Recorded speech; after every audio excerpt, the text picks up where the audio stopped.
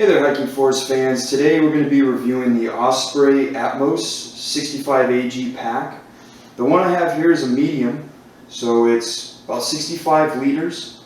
Its base weight 4.6 pounds or 1.98 kilograms. Load carry capacity recommended by Osprey is between 30 and 50 pounds. And Osprey is a company that's out of Colorado. However, most of their packs are manufactured in Vietnam. So what we'll do is we'll take a look on the outside of the pack and then work our way in. Okay, so here we are on the outside of the pack, and we'll start at the top and work our way down. On the top here you've got Osprey's top floating lid, and it actually has a pocket compartment up here for items, including a hook here. Maybe keys or something like that. Another nice feature about this is if you don't want this top floating lid, you can completely remove it with the straps in the back, but you're still left with a top flap. So that way when you attach your compression straps to it, you can still secure everything down, but you've just eliminated an extra piece, maybe a little extra weight, and something else that gets in the way. So kind of a nice design. As we continue on down, there's a lanyard here, and then you've got these two zippered pouches that are on the outside. Now this doesn't actually give you access to the main compartment. It's only for the outside compartment. And it also doesn't go all the way through to the other side. So this is its own separate compartment along with this side as well.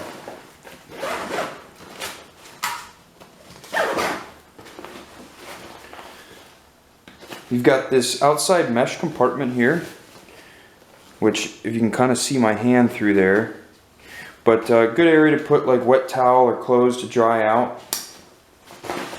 Moving on down, there's the dual ice tool stowage loops that you can cinch down. These are bungee, and then the head of the ice tool would go right here into this loop, one on each side.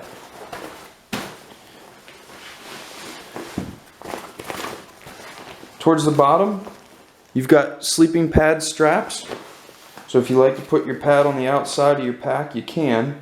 But if you find that you have no need for these, you can also completely remove them. It just unbuckles and then you undo it from where it gets secured to the bottom of the pack here. So for those that don't like a sleeping pad on the outside and don't see a need for these, you can remove those. Your sleeping bag compartment here on the bottom, which is separated by a divider on the inside of the pack. As we look on the side of the pack, you've got several compression straps. One on the top here that you can undo with a buckle. Of course, the top compression strap that connects to either your floating lid or the top flap. And then also this bottom compression strap. Another feature is both sides have an area that you can put a water bottle. One that you can either go through the top this way or also through the side. However, if you go through the side, notice that this bottom compression strap is going to go over that. So it's completely up to you. Two different options. But you can also put it through the top there like that. Here's their stow and go trekking pole attachment.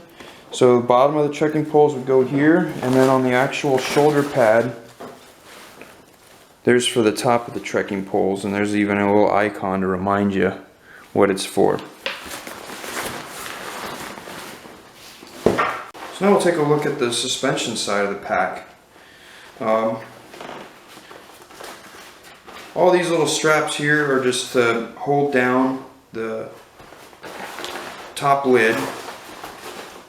You've got your drag handle a hydration port, load lifting straps, your sternum strap, which is adjustable. You can move it up or down, and then of course the center.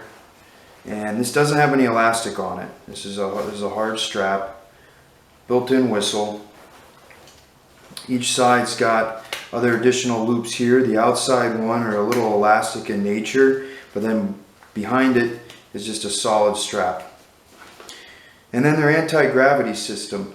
Now what this does is this allows you to actually adjust the height of the pack. So not only is the pack made either small, medium, or large, but they vary in between once you get the pack, so you can adjust it because everybody's size is a little bit different. And so it took me a while to figure out actually how to do it until I got and looked at the manual, but there's right here along the side, there's these lines so you can kind of make sure that the other side matches up, and it's a rail system that rides right here on this this hard wire. So right behind the pad, there's kind of a little toggle switch that you just lift up, and then it will shift down. So you can see that you can adjust the height going up or down on the shoulder straps, which is pretty nice. So you can custom fit it a little bit better yourself. There's a full mesh back panel that goes from the back of the pad all the way up, and it kind of floats. That's why they call it their anti-gravity. Kind of gives you some separation between the back panel of the pad and your body, so you can get a lot of airflow through there, hopefully reduce sweating.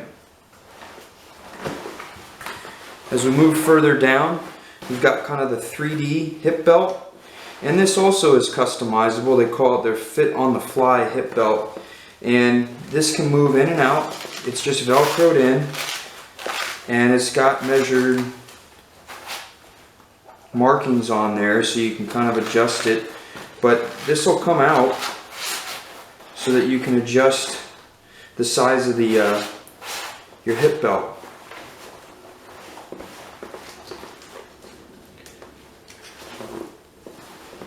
And you can really see how it just kind of contours your body, like even without it being attached, it just automatically goes right on in there. So it really hugs you nicely. Each side has a pretty decent sized hip belt pocket. That's one feature that you see on a lot of packs, are these really tiny pockets. Osprey did a pretty good job with the size of that. I mean, it's really easy to get like a camera in there, your cell phone, some other little trail snacks, but both of them are pretty good sized. Now for the inside, you've got an internal compression strap here, drawstring for the top of the pack, another little loop to hook your water reservoir in, which fits right inside here, and that goes down a pretty good ways, so easy to get at least 100 fluid ounce hydro bladder in there, maybe even a little bit larger. And then just the inside of the pack itself, which hopefully everybody can see here with the lighting, but you've got that divider for the sleeping bag compartment. But if you want, you can remove it. It's real simple. There's just a couple of buckle straps in here that you can undo, and you can completely take that out of the way. It is stitched to the other side, but you can just fold it up if you don't need to use that divider. You will notice it's kind of a reverse zipper here. This basically lets you unzip this, and you can get to the inside of the pack where the suspension system is at, and make some adjustments in there. There's a few other little straps and things, so, but for the most part, no need. Firm back panel. It's a hard wire all the way around, so it just helps give the pack some rigidity and its shape. This is all hard wire right here. So here's what the pack looks like on me. Again, I'm a medium. size 19 when I measure myself out.